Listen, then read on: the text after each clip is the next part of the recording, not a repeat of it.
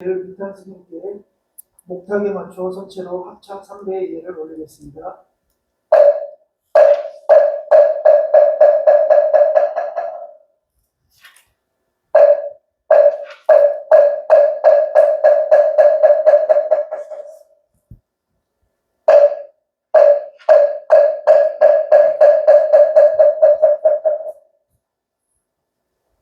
모두 자리에 앉아 잠시 자세를 가다듬고 입장하겠습니다.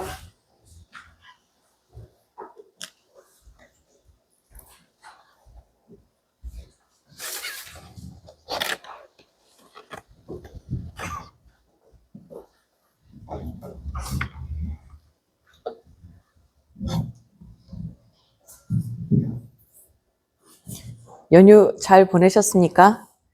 네. 어린이날은 애처럼 잠만 자고 해야 되는데 잠 좀 주무셨나 모르겠습니다.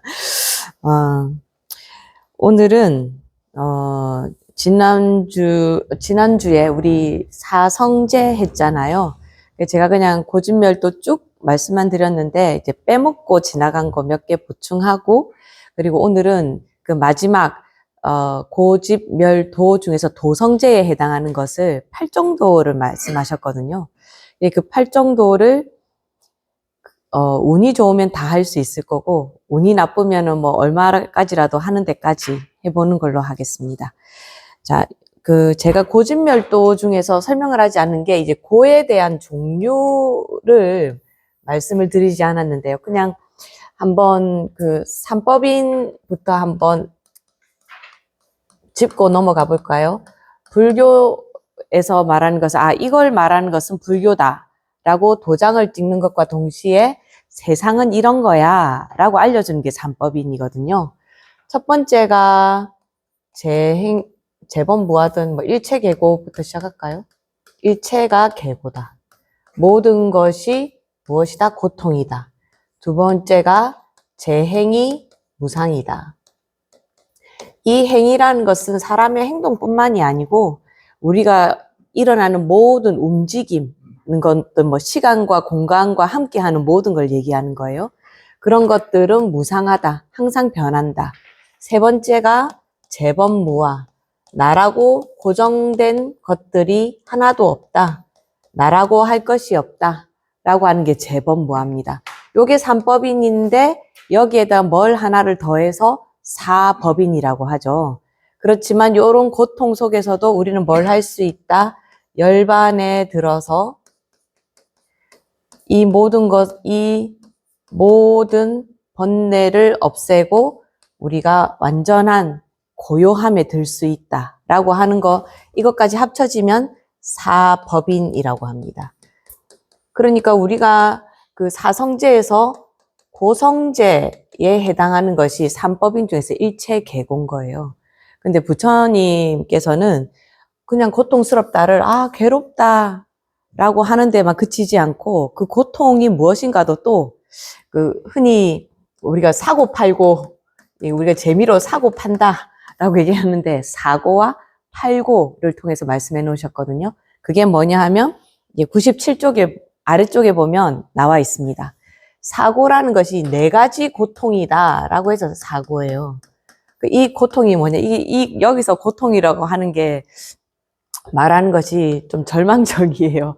뭐가 고통이냐면 생, 노, 병, 사, 이까지가 모두 고통이라는 거예요. 태어나는 순간 우리가 태어나는 것이 왜 고통이냐라고 얘기하지만 요즘에야 우리가 병원도 돼 있고 해서 태어나는 것 자체가 이제 고통이 아니고 그냥 고통이라고 말할 수는 없고 죽음하고 딱 맞닿아 있지 않고 일단 살아갈 수 있어요. 병원이라는 제도가 있으니까요. 그런데 제도? 무슨 기관이 있으니까요. 그런데 태어나면서부터 옛날에는 아이를 낳는 산모도 이 목숨을 걸고 애를 낳아야 되고, 태어났다 해도 위생 상태나 이런 것도 병, 열, 그리고 전염병, 이렇게 수두 이런 데로도 많이 죽었단 말이에요. 태어나자마자 죽는 경우도 많고, 태어나는 것 자체가 목숨을 걸고 사실은 태어나는 거거든요. 요즘 병원이 있기 때문에 그런 확률은 많이 줄었지만요. 그리고 태어나게 되면 살아가면서 이 생이라는 것은 또 두 가지 뜻이 있지 않습니까? 낳다, 태어나다, 나의 생도 있는데 또 뭐의 생도 있습니까? 살아간다. 우리는 살아간다라기보다 우리는 제가 살아내기 때문에 더 힘들다고 그랬죠. 우리가 말해서 아침에 일어나서 나 오늘 출근 좀 안 하고 싶은데 뭐 프로젝트 있는 거 뭐 이거 기한 뭐 이번 달까지라는데 다음 달까지 하지 뭐 이렇게 내 맘대로 할 수 있으니까 없잖아요. 어떻게든 하라는 거에 맞춰서 뭐 우리가 흔히 하는 말로 군대나 이런 데서 까라면 까야지 라고 하는 걸로 살지 않습니까? 그런 것 때문에 우리가 살아간다라고 하기보다는 저는 살아낸다고 하는 것이 더 맞지 않나. 아무튼 살아가는 거든 살아내는 거든 이 생이라는 말에는 시작도 그 과정도 사실은 부처님 입장에서 보면 고통이란 뜻입니다.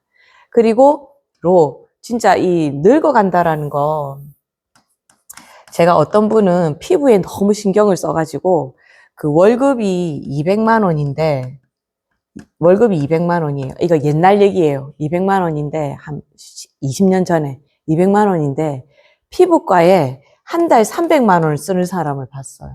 물론 이게 매달은 아니겠고 피부과 300만 원 뭐 3개월이라던가 뭐 이런 게 있지 않겠습니까? 그분이 왜 피부에 그렇게 신경을 쓰냐고 하니까 거울을 볼 때마다 늙어가는 나를 보는 것이 너무 짜증이 난대요. 그게 자기는 아침에 일어나서 거울 볼 때마다 고통이라는 거야.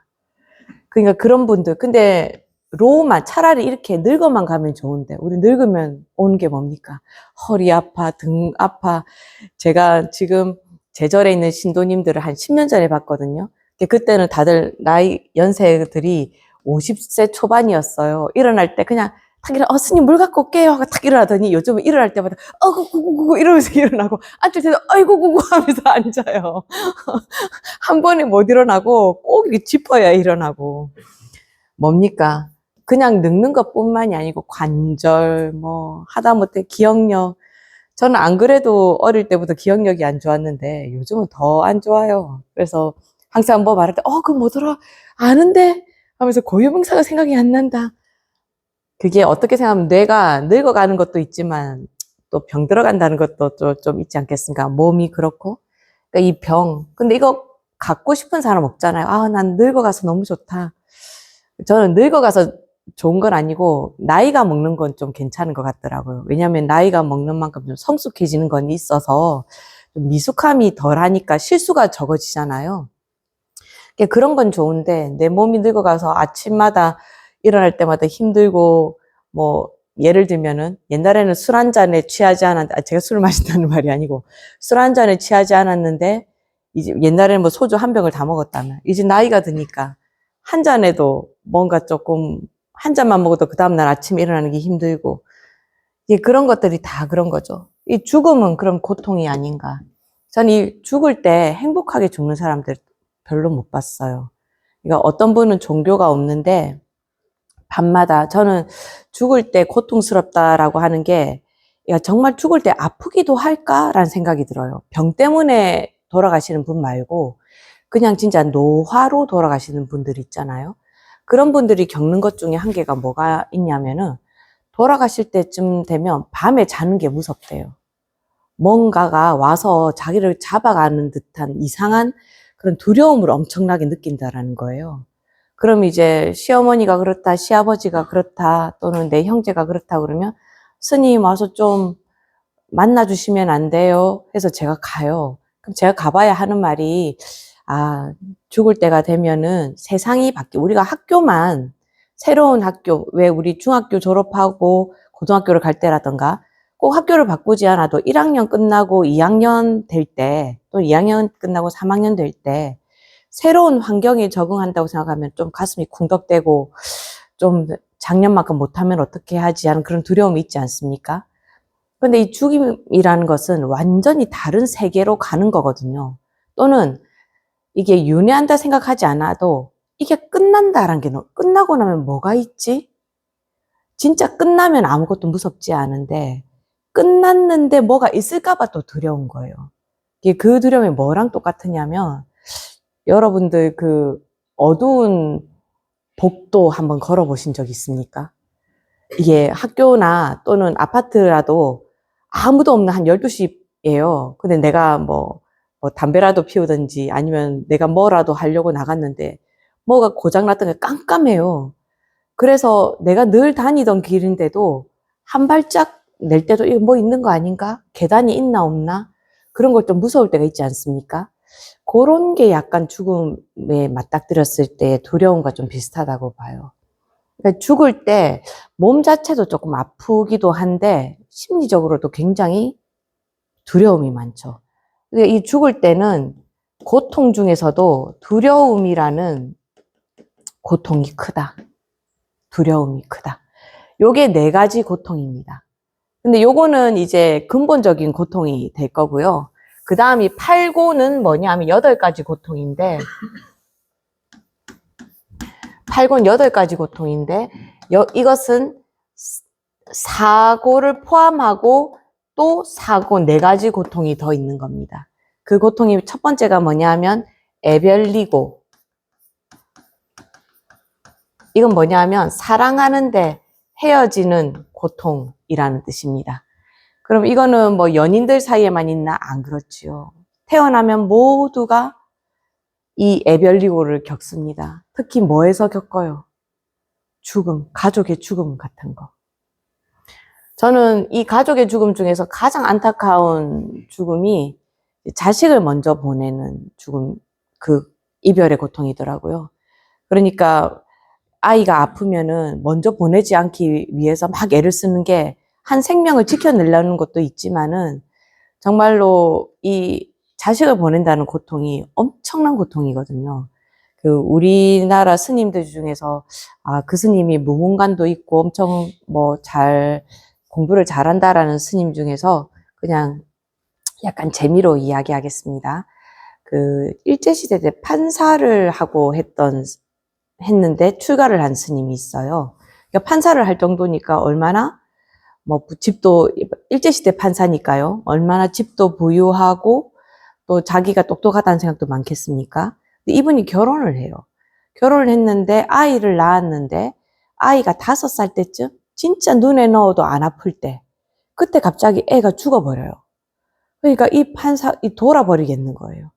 판사가 뭐고 다 필요 없다 하고 판사를 그만두고 절에 올라갑니다. 그래서 스님을 붙잡고 물어봐요. 우리 애는 5살밖에 안 됐는데 내가 진짜 너무 예뻐해서 눈에 넣어도 안 아픈 애인데 얘랑 나랑 지금 죽음이라는 것으로 헤어졌다.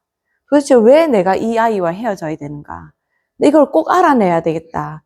스님 이유라도 알면 내가 덜 아플 것 같다고 이것 좀 알려달라고 합니다. 그래서 스님이 뭐라고 하시냐면 그러면 한 달을 잠을 자지 말고 이 아이와 나는 왜 이렇게 만나서 이렇게 빨리 헤어져야 될까를 계속 생각하라고 그랬어요. 근데 이제 첫 번째 한 달 동안 잠을 안 자야 되니까 처음엔 실패합니다. 몇 번을 실패했어요. 그런데 이걸 알고 싶은 마음이 너무 강하니까 결국은 성공해냅니다. 근데 성공하고 봤더니 이 사람이 이제 판사가 되려고 하니까 시골에 있다가 서울에 가서 공부를 하게 된 거예요. 집이 전체가 다 이사를 갑니다. 집에서 키우던 강아지가 한 마리가 있었는데 서울에까지 못 데리고 가는 거예요. 그래서 그 강아지를 이사 가기 전에 어디를 가가지고 강아지를 버려요. 그리고 이사 갈 준비를 합니다. 그래서 이사를 갔어요. 근데 어느 날 보니까 엄청 꾀재재하게 생긴 개 한 마리가 자기 집 앞에 와 있는 거예요. 그 주인을 찾아 그 개가 도시를 넘어서 온 거예요. 그래서 엄청 꾀재재 해가지고 그 주인을 보고는 너무 반가워서 막 꼬리를 막 흔들면서 내가 왔다고 하는데 이 주인이 그 개를 보고는 야, 너 여기서 못 살아. 너 집에 돌아가. 라고 하고는 집으로 들어가 버리는 거예요. 그 순간 그 개가 그 주인을 쳐다보는 그 눈빛을 잊을 수가 없는데 그 개가 복수를 생각한 거죠. 네가 나를 버렸지? 그러면 내가 너를 잃어버린 이 고통을 너도 느끼게 해주리라.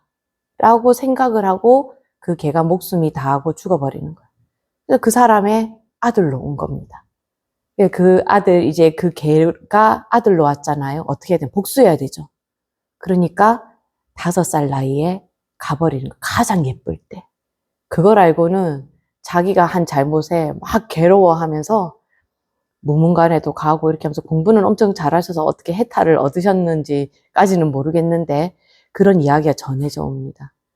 그러니까 이 에별리고라는 것은 그렇게 극단적인 것이 아니더라도 부모와의 헤어짐, 그리고 뭐 헤어짐 많잖아요. 친한 친구랑 하다가. 그게 다 고통이라는 거예요. 특히 자식과의 이별은 너무나도 안타깝죠. 부모도 마찬가지고요.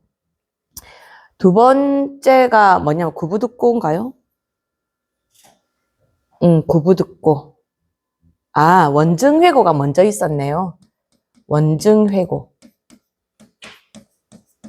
이건 어떻게 해석하면 원증이라는 것은 원망하고 증오하는 사람이란, 원망하고 싫어하는데 회자가 우리가 회의하다 할 때 회자거든요. 그게 만난다라는 뜻도 있어요. 그러니까 이 무슨 말이냐면 너무 밉고 너무 미워하는데 만나지 않을 수 없다라는 거예요. 이런 게 이제 우리가 제일 잘 보는 게 부모하고 자식 간이 원수가 만난다 그 말 하잖아요. 꼴 보기 싫은데 보고 있어야 된다.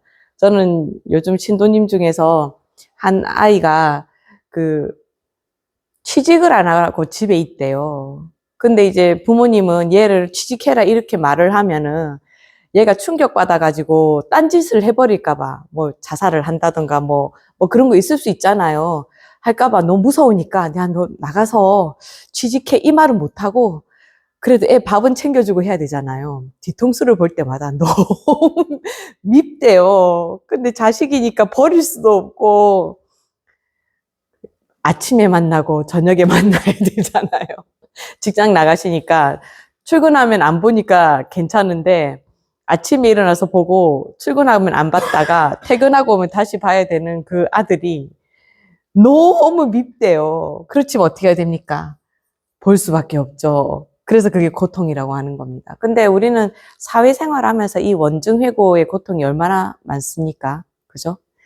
원증회고가 있습니다. 세 번째는 구부득고입니다. 이거 읽을 때 구부득고입니다. 구하고자 얻고자 하는데 부득 얻을 수가 없는 고통이란 뜻입니다. 그는 많죠. 내가 지금 입시하는 학생들은 나는 성적을 잘 받았으면 좋겠는데 성적이 내가 원하는 만큼 나오지 않는다. 그것도 구부득고. 그리고 나는 건강에 살을 이만큼 빼고 싶어 하는데 살이 안 빠진다. 이것도 구부득고. 또 아니면 살을 찌고 싶은데 못 찐다. 이것도 구부득고. 이거는 살아가면서 매일매일 하다못해 그런 것도 있죠. 내가 오늘 7시 7분 기차를 타야 되는데 늦어갖고 7시 10분까지 갔더니 기차를 탈 수 없었다. 그것도 구부득고죠. 이런 고통은 중생들이라면은 계속 겪게 되는 겁니다. 그리고 네 번째가 오음성고. 성고인데요. 이 오음이라는 말은 뭐냐 하면은 아직까지 우리는 안 배웠습니다만은 불교에서 인간이 무엇인가 라고 이야기할 때 오음 또는 오온으로 이루어져 있다 이렇게 말을 해요. 나중에 이제 더 자세하게 할 테니까 그냥 알고만 그냥 넘어갑시다. 이것은 색, 수, 상, 행, 식이라고 하는 건데 인간은 이것으로 이루어져 있습니다. 그러니까 이걸 하나라도 빼면 인간이 아니에요. 그래서 이거 자체가 이 성자는 무슨 성자면 그릇 성자거든요. 그러니까 내 몸, 내가 이 인간으로 태어난 것 자체가 고통이다 라고 하는 것이 오음성고라고 합니다. 오온이라는 그릇에 갇혔다라는 것 자체가 고통이다. 저는 이 고통 중에서 제일 큰 고통이 뭔지 압니까? 나는 아침에 일어나서 준비 안 해도 바로 서울에 딱 가 있으면 좋겠어요. 저는 신통력을 얻고 싶으면 제일 얻고 싶은 게 텔레포트. 원하는 곳에 바로 가 있는 거. 막 짐을 이고 지고, 막 기차에 타고, 걷고, 차 잡고, 너무 짜증나고요. 그리고 졸리는데 운전해서 눈에다가 뭐 이렇게 이쑤시개 끼워서라도 운전해야 되는 너무 고통스럽습니다. 저는 텔레포트를 꼭 성취하고 싶어요. 그게 바로 오음선거죠. 왜 그거 못합니까? 내가 몸에 갇혀 있으니까 이 몸을 다 가지고 텔레포트 하는 능력이 없잖아요. 그러니까 시간에 영향을 받아야 되고 공간에 영향을 받죠. 내가 여기 있으면 바깥에 있는 풍경을 볼 수 없습니다. 보고 싶어도 못 봐요. 그런 것들이 모두가 고통이다. 그래서 오음선고라고 하는 겁니다. 그리고 우리가 겪는 모든 고통이라고 하는 느낌 자체가 몸이 있기 때문에 겪는 거잖아요. 그래서 이렇게 해서 8가지 인간에게는 살아가면서 이 8가지의 고통이 있다. 가장 근본은 생로병사라는 이 4가지 고통이고 거기에 부수적으로 생활하면서 느끼는 것 중에서는 원증회고, 애별리고, 구부득고, 그리고 오음성고 이 4가지. 그래서 총 8가지의 고통이 있다라고 보시면 되겠습니다. 우리는 지난 시간에 그 사성제를 배웠습니다. 약간 복습 쪽으로 넘어가면 방금 우리가 고성제를 했습니다. 인간으로 있는 것 자체가 일체계고라 하더니 오늘 제가 설명한 거에서 왜 일체계고인지 아시겠죠? 근본적으로 봐도 인간으로 태어나서 내가 건강하고 싶은데 우리 아버지도 돌아가시기 전에 이렇게 자기 힘으로 서 있는 걸 못 하셨어요. 아니 그거는 이제 진짜 생명력이 다해서 힘이 없어서 그 전에 저희 아버지는 굉장히 편찮으신 기간이 굉장히 짧았거든요. 그러니까 진짜 이제 몸에 에너지가 떨어져서 이게 무슨 기능적 문제가 아니고 이제 에너지가 떨어져서 이제 걷는 게 혼자서 잘 안 되시는 거예요. 그래서 엘리베이터 딱 타셔가지고 이렇게 난간을 딱 붙잡고는 내가 왜 이런지 모르겠다. 이해가 안 되는 거예요.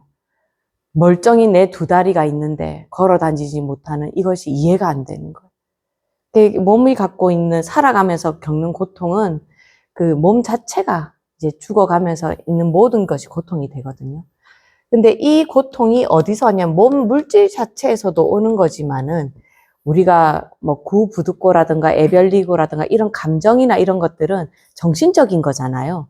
정신적인 것은 우리는 번뇌라고 할 수 있습니다. 그러니까 몸뿐만이 아니고 우리가 갖고 있는 뭐 번뇌라든가 이 모든 것이 모여서 우리의 고통을 만들어낸다. 그러니까 고통의 원인을 집성제라고 하는 겁니다. 그러니까 번뇌, 내가 물질로 이루어져 있는 거, 내가 좋아하고 싫어하는 것이 있는 거, 그 모든 것들이. 그리고 이런 것들을 그러면 없앨 수 없는가? 아니다. 우리는 멸성제, 부처님께서 니르바나를 말씀하셨습니다. 니르바나를 우리가 다시 말하면 열반이라고 하죠. 말씀하셨습니다. 할 수 있습니다. 어떻게? 라고 하는 것이 도성제입니다. 근데 이 도성제가 그럼 어떻게 하는 건데 해야 도를 닦는 거냐? 라고 말할 때 이 도성제에 대해서 말씀해 주신 것이 바로 8가지의 바른 도라는 겁니다. 자, 이 정도입니다. 불교에서는 우리는 선악을 이야기하는 것 같잖아요. 선은 많이 짓고 악은 짓지 말고 뭐 이런 말 하잖아요. 그러니까 불교에서는 좀 이렇게 좋은 일을, 선한 일을 많이 하라는 건가? 라는 생각을 할 수 있잖아요. 그래서 좋은 과보를 얻게 하려고. 그런데 사실은 그 선과 악을 얘기할 때는 바른 것을 모를 때 선과 악을 얘기합니다. 그런데 우리가 선과 악을 정확하게 구분할 수 있고 부처님의 이런 그 가르침을 배운다면 우리는 바른 것을 이야기합니다. 어떤 때 왜 바른 것이냐 이런 경우가 있습니다. 여러분 옛날 전래동화도 읽어보셨을 테고 이런 법화경에도 비슷한 이야기가 있는데 어떤 부자 친구가 있고 가난한 사람이 있었습니다. 이 부자 친구가 이 가난한 친구가 머리가 똑똑해요. 그래서 벼슬자리를 하고 싶다고 과거 준비를 하고 있으니까 매일 가서 이 일을 안 하잖아요. 부인이 삭바느질 해도 그게 넉넉하질 않잖아요. 그래서 부자 친구가 이 가난한 집 친구한테 매일 밥도 갖다 주고 쌀도 주고 공부할 수 있도록 뭐 다 대줍니다. 그런데 이 사람이 과거를 보면은 계속 떨어져요. 한 번이 아니에요. 저는 옛날에 사법고시 있을 때는 46살이 될 때까지 사법고시를 치른 사람을 봤는데요. 이 친구도 그 비슷한 경우입니다.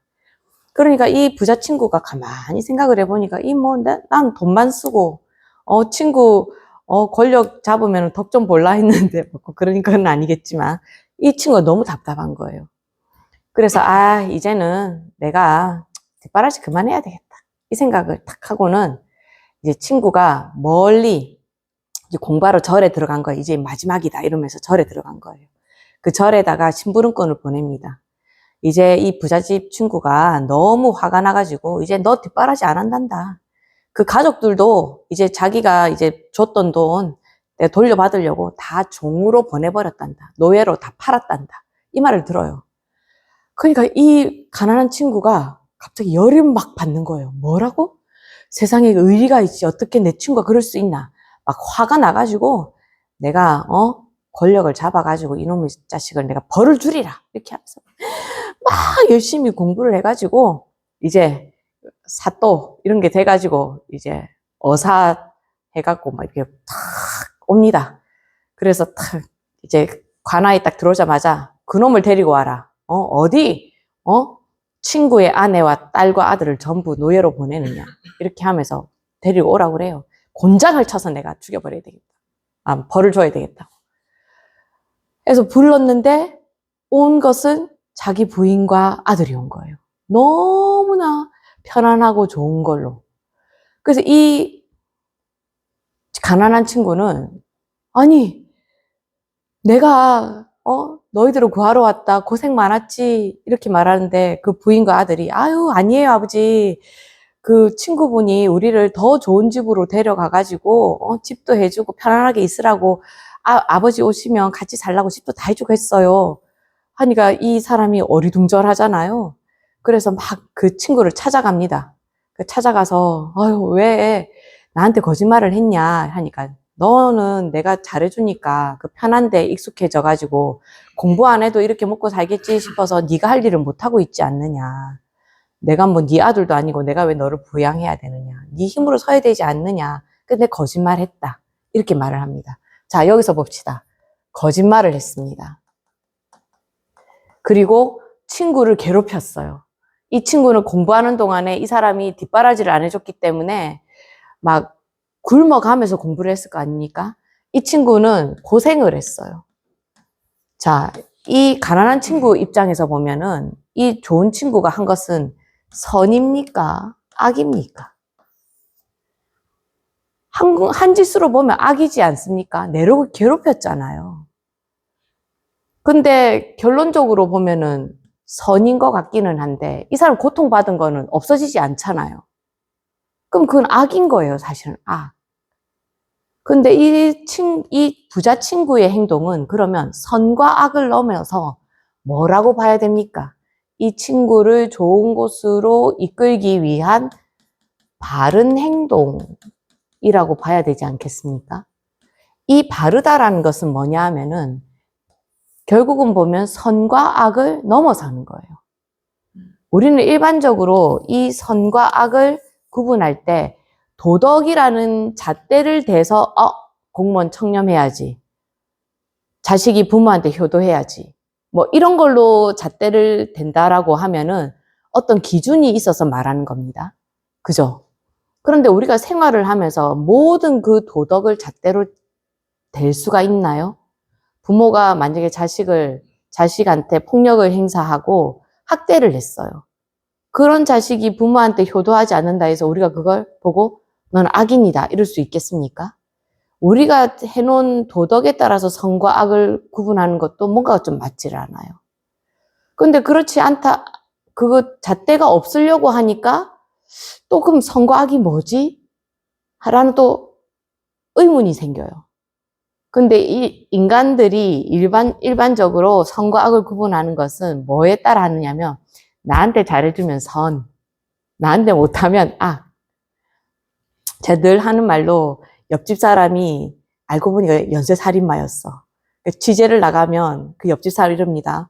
아니, 사람이 바르고 인사성도 바르고 참 착한 사람이었어요. 근데 살인했어요. 좋은 사람입니까? 근데 나를 살인하지 않았을 때는 좋은 사람이죠. 근데 만약에 나를 죽였다면 못된 사람이 되는 거죠. 그러니까 선과 악이라는 것은 사실은 이게 뭔가 잣대가 되기에는 너무 모호한 면이 있습니다. 그래서 불교에서는 바르게 해야 된다라고 하는 거지, 선과 악을 얘기할 때는 바른 것을 모를 때는 좋은 걸 해야 된다고 말합니다. 그럼 좋은 건 뭐예요? 이 선이라는 것은 뭐일 때 선이라는 게 말하냐면 이 인이 좋은 결과를 갖고 오면 선이라고 합니다. 그러니까 내가 남을 도와줬더니 나한테 좋은 인연이 많이 생겨서 나를 누가 많이 도와주더라. 그럼 내가 도와준 그것이 선이 되는 겁니다. 그런데 예를 들어서 이렇게 해봅시다. 내가 사람을 도와줬어요. 근데 어떤 걸로 도와줬냐면 던지기. 마약을 던지게 하는데 누가 더 도와달라고 해서 그게 뭔지도 모르고 내가 그 마약인지도 모르고 그걸 가지고 가서 이거 좀 어디 좀 갖다 놔주세요. 그리고 예 하고 그걸 갖다 줬어요. 내가 보기에는 선인 것 같지만은 과가 어떻습니까? 남을 마약을 가질 수 있도록 해준 거잖아요. 그러니까 사실은 그것은 악인이기 때문에 그 사람이 한 그 행동이 선이라고 볼 수가 없는 거예요. 그래서 우리가 보통 선인가 악인가 한 것은 그 과를 보면 알 수 있다라고 볼 수 있습니다. 근데 그렇다 하더라도 이렇게 말할 수 있죠. 나는 몰랐어요. 몰랐어요 라고 말하면 그 용서가 됩니까?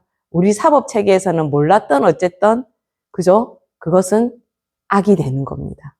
그러니까 악이라고 말하는 것이 굉장히 모호해요. 그래서 불교에서는 뭐도 이야기하고 있냐면 선과 악만 얘기하지 않고 뭐라고 말하려고 하니까 어중간하다라는 것으로 무기를 말합니다. 뭐라고 기록하려고 하니까 딱 기록할 수가 없어 이런 말이거든요. 딱 그거라고 할 수 없어. 그러니까 아까 나 그거 마약인지 몰랐어요 라고 했을 때 무기라고 하는 겁니다. 행동 자체는 무기예요. 몰랐으니까. 하지만 관은 악으로 왔죠. 그럼 거기에 악이라는 것이 살짝은 포함이 되는 겁니다. 그럼 할 때 뭔가 원인이 있었을 거 아닙니까? 그걸 도와준다라는 게 아니고 알고 보니까 1시간만 해주면 10만 원 드립니다 라고 했다거나 우리가 너무 작은 일에 너무 지나치게 돈이 많으면 그 의심해 봐야 되잖아요. 그죠? 뭐 그런 거라던가 그렇습니다. 그래서 이 바르다라는 것은 선, 악, 무기를 넘어서는 거라는 말입니다. 그래서 8가지로 팔정도를 할 때 선과 악이 아니고 이 도성제는 선과 악을 넘어서서 바른 행동을 할 때 우리는 그걸 도라고 말할 수 있고 그것을 통해서만이 우리가 열반에 갈 수 있다라고 말하는 겁니다. 그에 대한 내용이 99쪽에 나와 있습니다. 99쪽 세 번째 단락에 보면은 뭐 첫 번째 뭐 어쩌고 저쩌고 해서 이렇게 나오잖아요. 그죠? 한번 읽고 제가 조금 더 설명해 드리겠습니다. 첫 번째는 바른견의 정견이다. 괴로움과 괴로움의 원인과 괴로움의 소멸, 괴로움의 소멸에 이르는 길인 사성제를 잘 알아서 바른 관점에서에 서는 것이다. 사성제를 안다는 것은 사람에게 일어난 일을 직시하고 그 원인을 제대로 파악하는 것을 뜻하며 편견이나 선입견, 자기 주장에 휘둘리지 않고 있는 그대로 사건을 바라보는 바른 관점이다.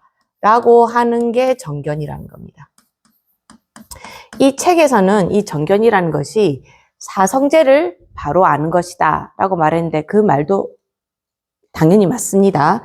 이 세상 고통이다. 그러니까 나는 바르게 행동해서 나는 멸성제로 나아가야 된다. 맞습니다. 그런데 그것만으로는 조금 부족하죠. 근데 여기 뭐라고 했습니까? 맨 끝에 보면 자기 주장에 휘둘리지 않고 그대로 사건을 바라보는다. 그대로 사건을 바라본다. 사건, 어떤 일이 일어나는 거죠. 자, 여러분, 어떤 일이 일어난다. 왜 일어납니까? 왜 일어납니까? 어떤 원인이 있어서 결과가 일어납니다. 사건이라는 것을. 그 있는 그대로 보라는 말은 뭐냐 하면은, 예를 들어서 어떤 집에 불이 났어요. 그럼 불이 났는데, 아, 누구의 잘못도 없이 불이 났구나가 아니고, 불을 낸 사람이 있다라는 걸 알아야 된다라는 거죠. 그러면은 불의 원인을 알면은 지금 당장 불이 일어난 것은 어쩔 수 없지만 그 원인에 따라서 어떤 해결 방법을 낼 수 있는 거잖아요. 그 진화점에 가가지고 그 불을 일으키게 한 물질이 뭔가에 따라서 그 우리가 그 불을 소화하는 거를 다르게 써야 되지 않습니까? 기름에 불이 났는데 물을 붓는다. 꺼집니까? 안 되잖아요. 또 뭐 여러 가지 그런 게 있더라고요. 보니까 종이 이런 데는 이렇게 덮어도 되지만 어떤 경우에는 덮어도 불이 안 꺼지는 경우가 있다더라고요. 그 물질이 무엇인가에 따라서. 그러니까 원인을 알아야지 우리는 해결을 할 수가 있어요. 그러니까 그 우리가 어떤 일이 일어났을 때 어떤 원인이 있다라는 것을 알아야 된다라는 겁니다. 그리고 또 뭐가 있습니까? 내가 일어나고 있는 모든 것. 예를 들어서 나를 괴롭히는 사람이 있다. 내가 또는 나랑 엄청 나한테 잘해주는 사람이 있는데 그래서 그 사람하고 엄청 잘 지냈어요. 근데 갑자기 이 사람이 나를 배신해. 그럼 이 사람이 잘못했다. 라고 보면 내가 너무 괴롭잖아요. 그죠? 근데 우리 그걸 뭘로 봐야 됩니까? 아까 내 자식이 왜 죽었지? 라고 생각을 했을 때, 아, 내가 그런 일이 있었기 때문에 이런 일이 일어났구나. 라고 하니까 뭔가 마음에 해소되는 부분이 있잖아요. 내가 그때 잘못해서 그런 거구나. 그게 뭐냐 하면은 연기. 모든 것이 인연에서 일어난다고 하는 인연법에 대한 통찰이 있어야 되는 겁니다. 정견은 거기에서 나와요. 그래야지 내가 모든 것이 억울해서 막 호소하고 이런 일은 나한테 일어나면 안 된다라고 하는 그 억울함이 생기지 않는 거예요. 있는 그대로 볼 수 있어야지만이 우리가 뭘 얻을 수 있느냐면 화나지 않고 평상심을 유지할 수 있는 겁니다. 제가 그 어릴 때 이런 일이 있었어요. 제가 몸이 너무 차가운 거예요. 그래서 엄마가 막 이렇게 호박물도 달여주고 막 이렇게 했는데도 이 몸이 차가운 것이 그냥 아유 손실이다 이 정도가 아니에요.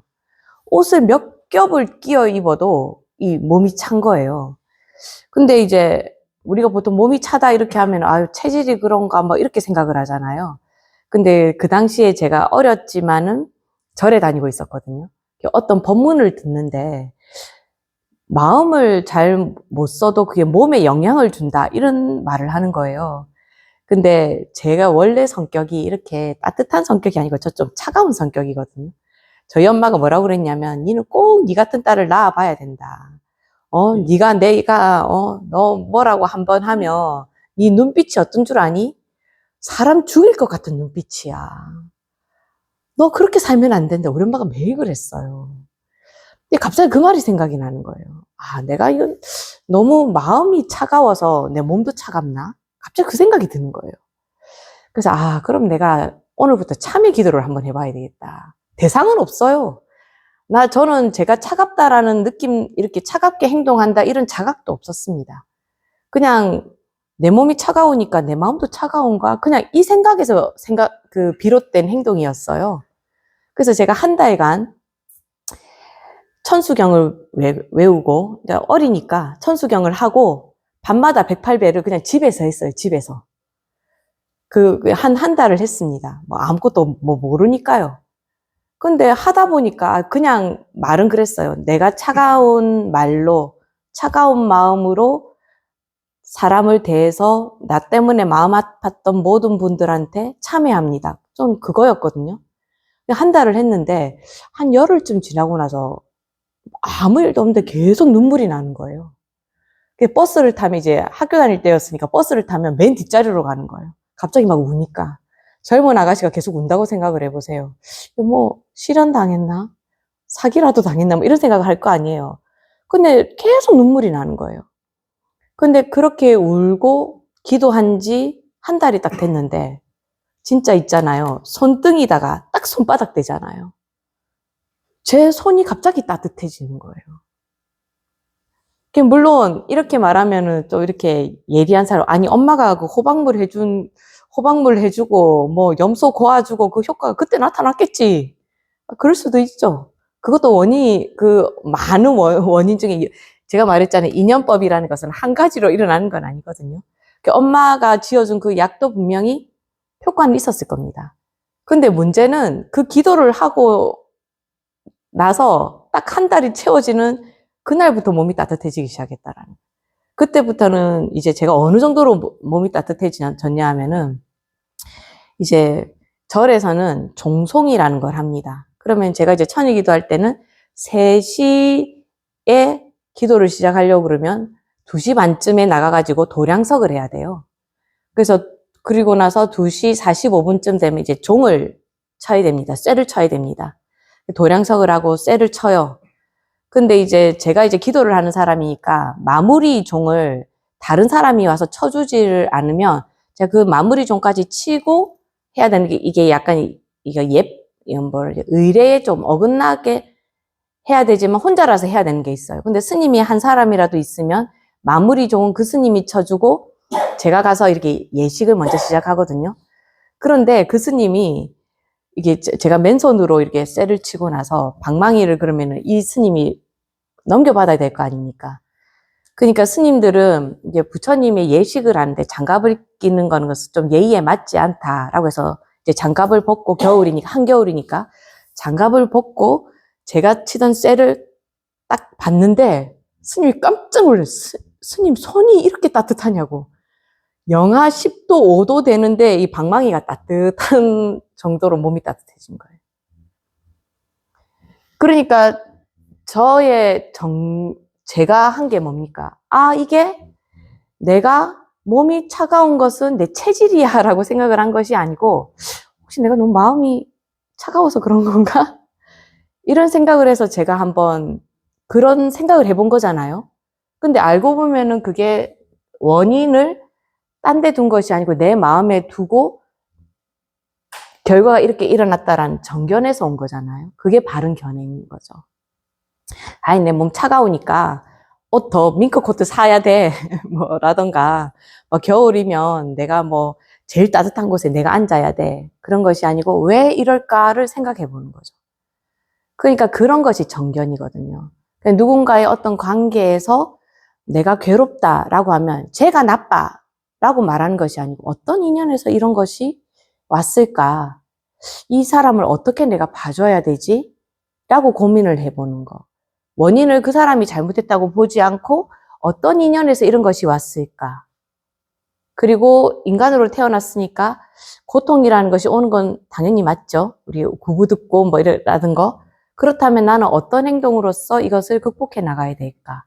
원인을 바깥에서 찾는 것이 아니고 안으로 찾는 그런 것이 정견이라는 겁니다. 제가 이 과정은 다음에 나오는 정사유라고 볼 수가 있습니다. 어떻게 생각해보면 정견과 정사유는 말로 보면 좀 비슷해 보이지 않습니까? 정견은 바른 견해고 정사유는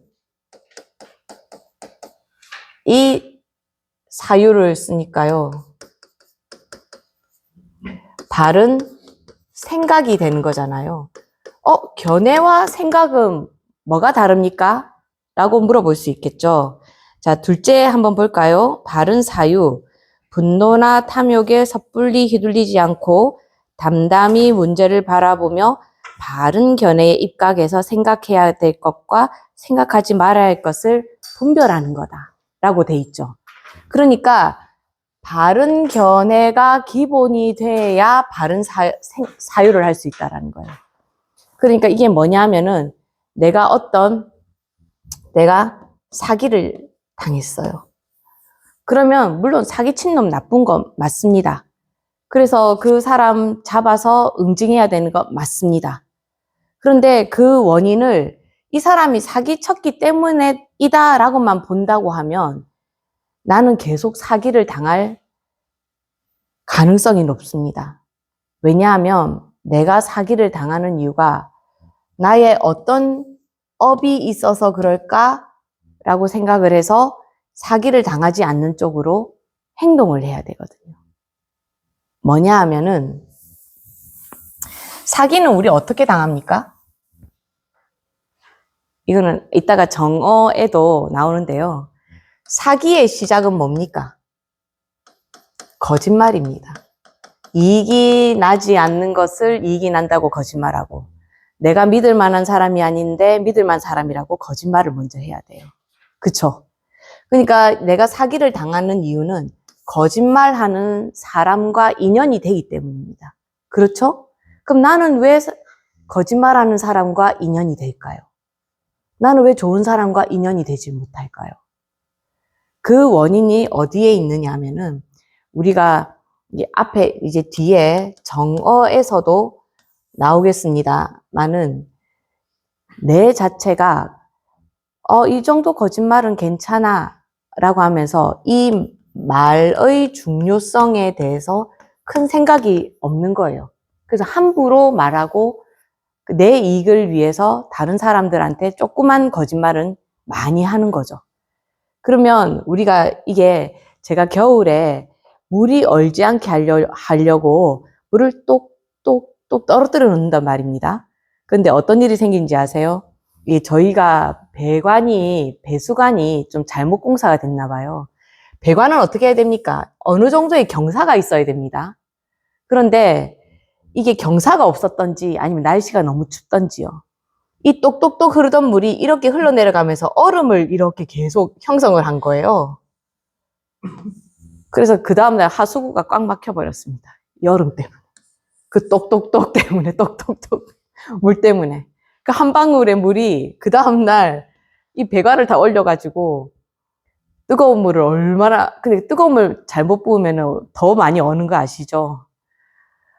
그 겨울 동안에 거기에서 물을 쓰지를 못했어요. 안에서만 물을 쓰고 다 녹을 때까지. 작은 것이 큰 거를 만든다는 거죠.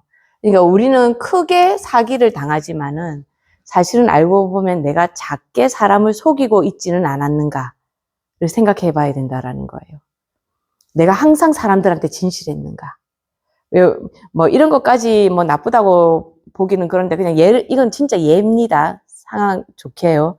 어떤 아기를 봤어요. 너무너무 못생겼어.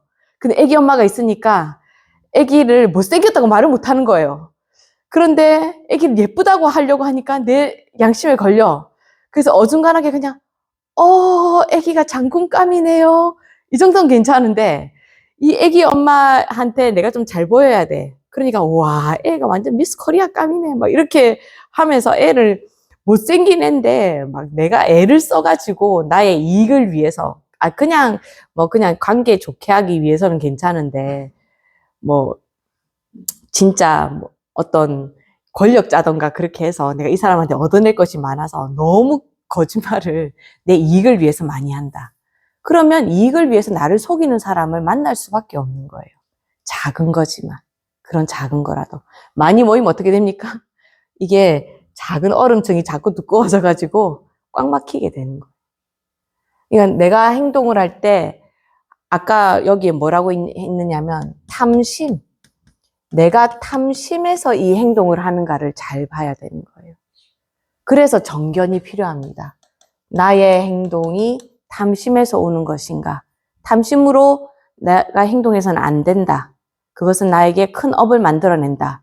라는 것을 알고 어떤 행동을 할 때 또는 어떤 사건이 일어났을 때 그것을 보고 내가 잘 생각을 할 수 있어요. 정견에 입각해서.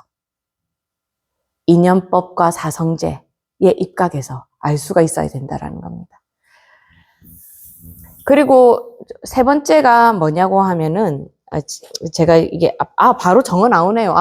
순서대로 한 거 맞네요. 좋습니다. 정사유고 그 다음이 정어입니다. 이 말에 대해서는 우리가 네 가지 불교에서는 네 가지를 하지 말라 또는 네 가지를 잘 지켜서 말해라 라고 하는 게 있습니다. 일단 이거는 정어가 뭔지 볼까요?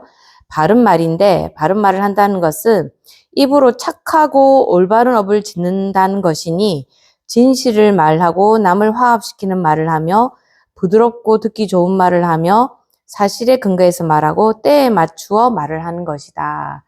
이게 엄청 좋은 말들이 많은데요.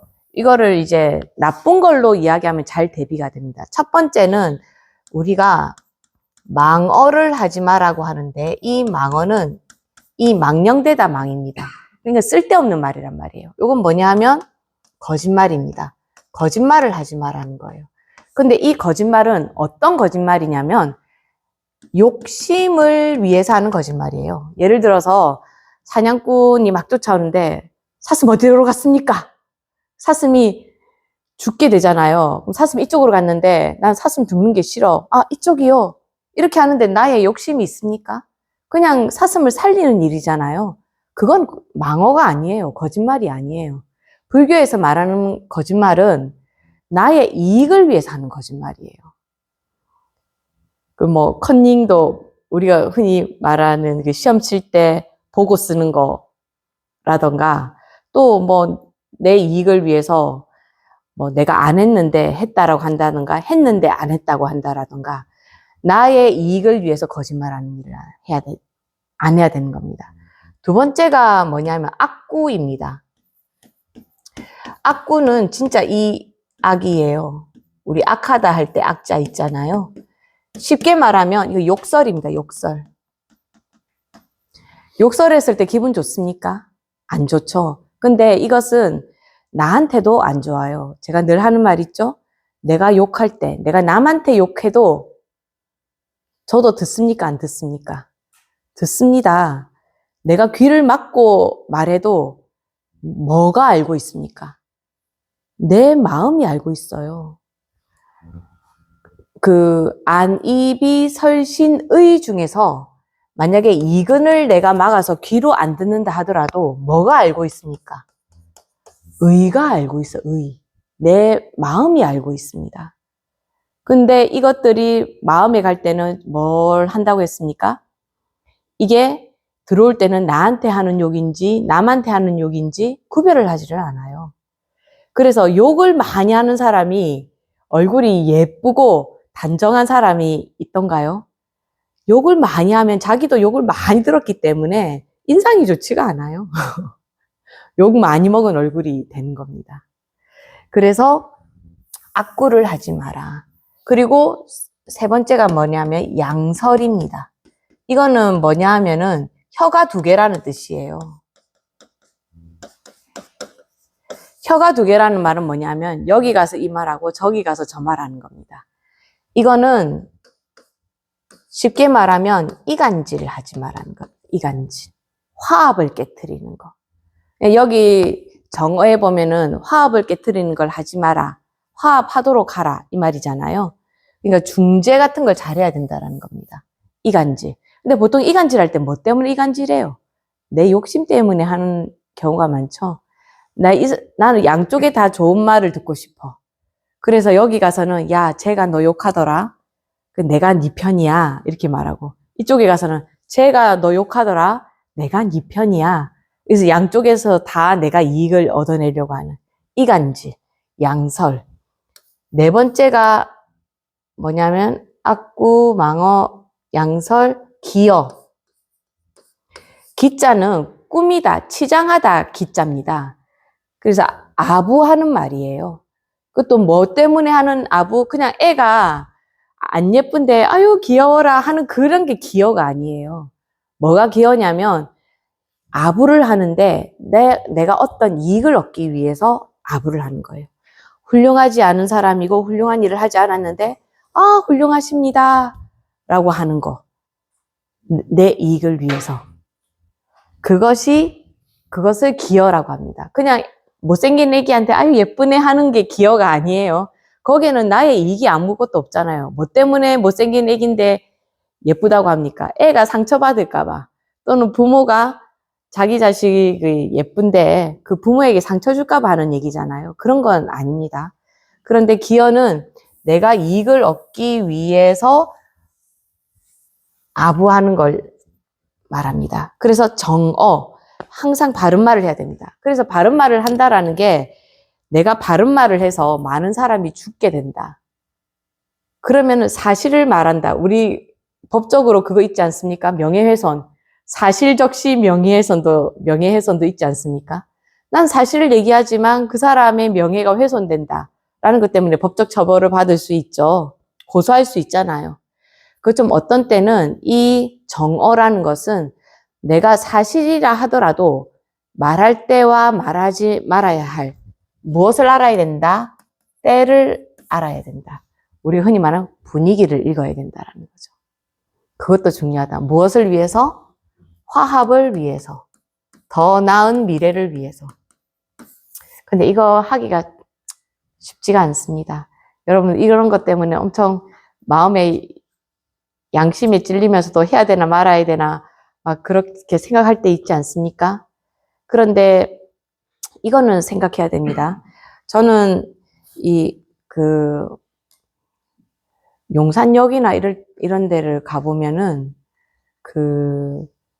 노숙자인지 국어를 하는 사람인지는 모르지만 그런 분들이 되게 많아요.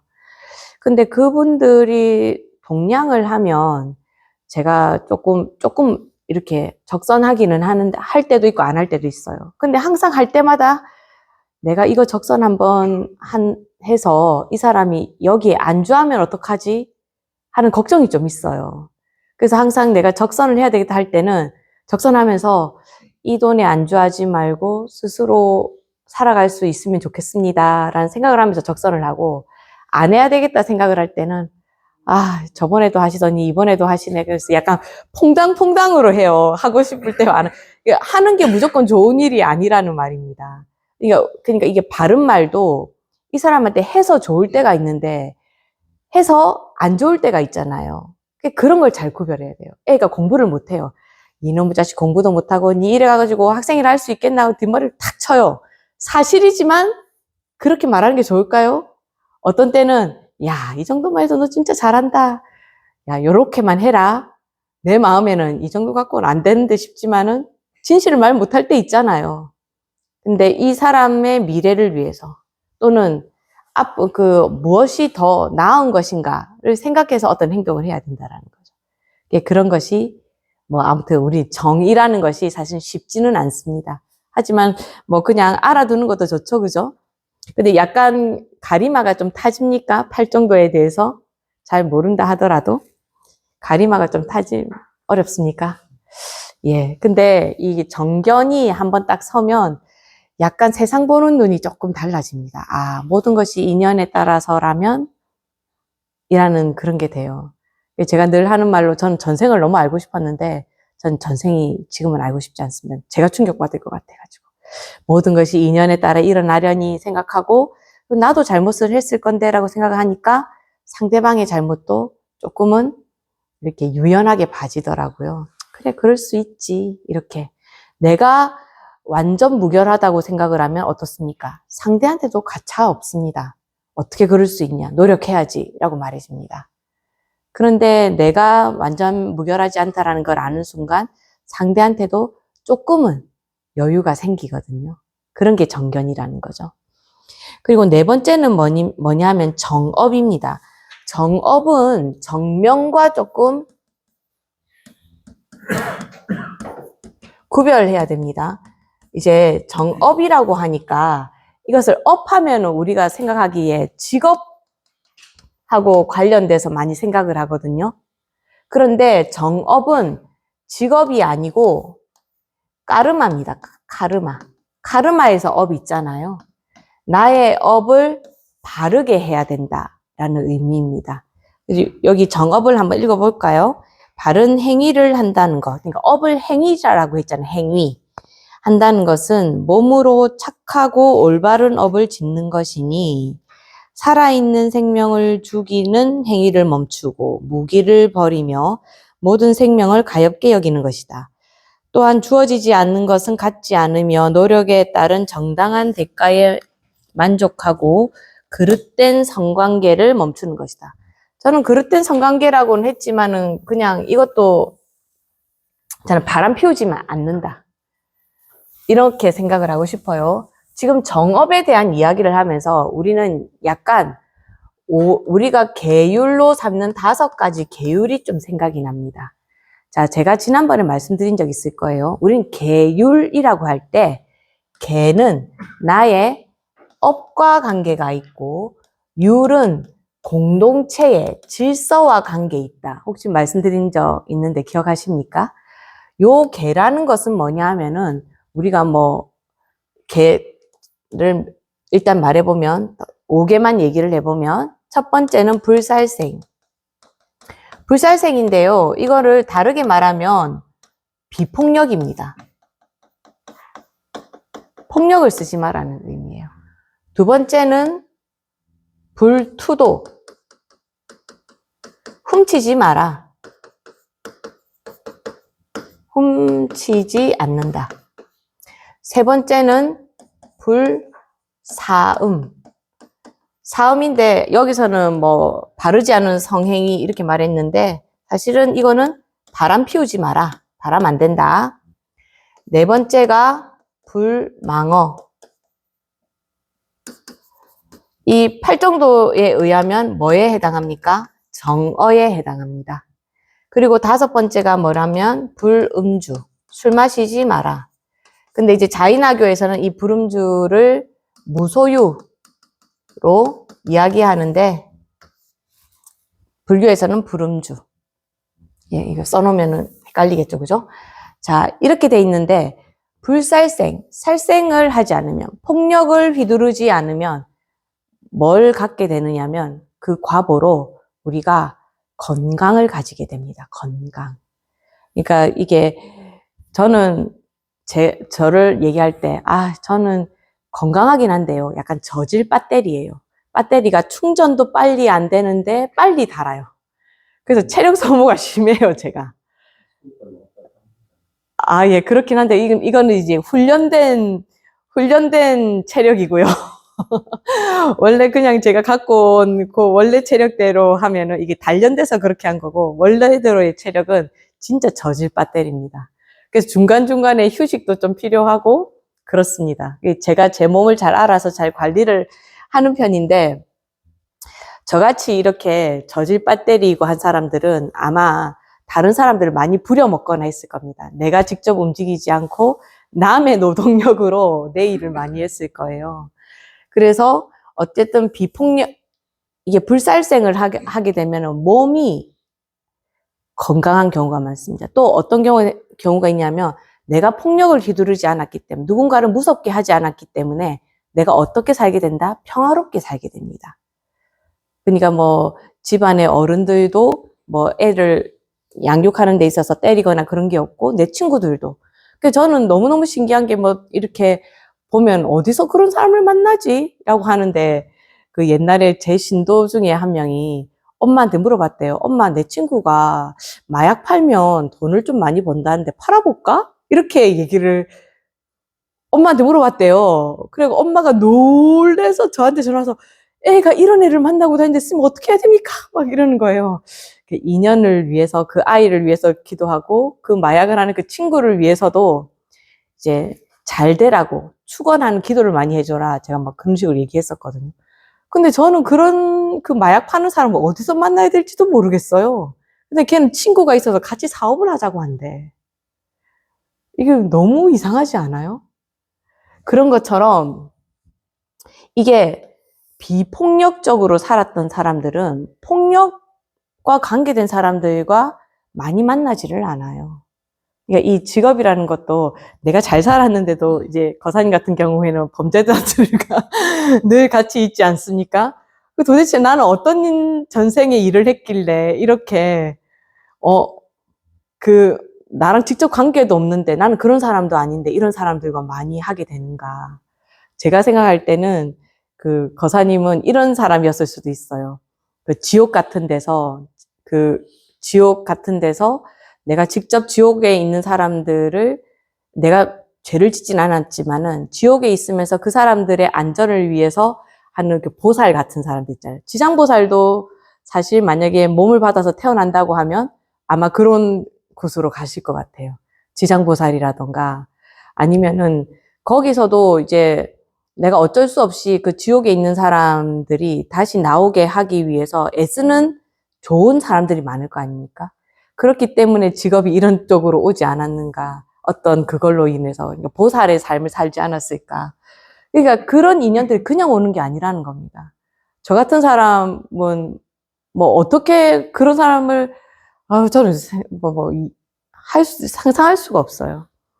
또 훔치지 마라라고 하는데 이게 많이 훔쳤다라는 건 뭡니까? 훔친다라는 것은 내 것이 아닌데 욕심을 많이 냈다는 거예요. 그럼 어떤 일이 나게 되냐면 내 것을 자꾸 뺏기는 경험을 하게 돼요. 뭐도 있느냐면 이런 경우 있지 않습니까? 아주 이거는 작은 예인데요. 우리가 크게 도둑질할 일은 없잖아요. 근데 저는 이런 경험 한 적이 있는데요. 내가 물건을 샀는데 내가 예를 들어서 10,000원에 샀어요. 오늘 샀어. 근데 내일 그게 반값 하는 거야. 5,000원에 파는 거예요. 그 순간 저는 이게 3일 전에만 했어도 내가 이게 덜 아까울 건데, 어제까지 10,000원을 팔던 게 오늘 5,000원에 파는 거야. 그럼 나 5,000원을 뺏긴 것 같은 느낌이 들잖아요. 저는 아마 전생에 좀 훔치는 걸 하지 않았을까. 여기 이런 데 대해서 조금 더 재밌는 얘기가 있는데 시간이 다 됐어요. 오늘은 제가 정업을 다음 시간에 다시 시작하는 걸로 하겠습니다. 그래서 오늘 사실 이게 팔정도는 불교에서 굉장히 중요한 문제고, 내가 살아가는 데 있어서도 내가 잘 하고 있나? 라고 생각을 할 때, 선악을 넘어서, 우리가 보통 도덕적인 잣대로 많이 생각을 하잖아요. 선악이 아니고, 내가 앞으로 살아갈 나에게 내 삶에 어떤 영향을 미치게 되는가를 생각하게 하는 것이 바로 팔정도거든요. 정견, 이게 가장 중요합니다. 그러니까 부처님 말씀대로 세상은 다 고통이다. 하지만 우리는 해결할 수 있다. 그리고 모든 것은 인연에 따라 일어나는 것이지 그 사람이 잘못해서 일어나는 것이 아니다. 왜 그 사람이 잘못한 거 아닌지도 다음 시간에 또 설명해 드리겠습니다. 오늘은 여기까지만 하겠습니다. 애쓰셨습니다. 예, 요거 끄고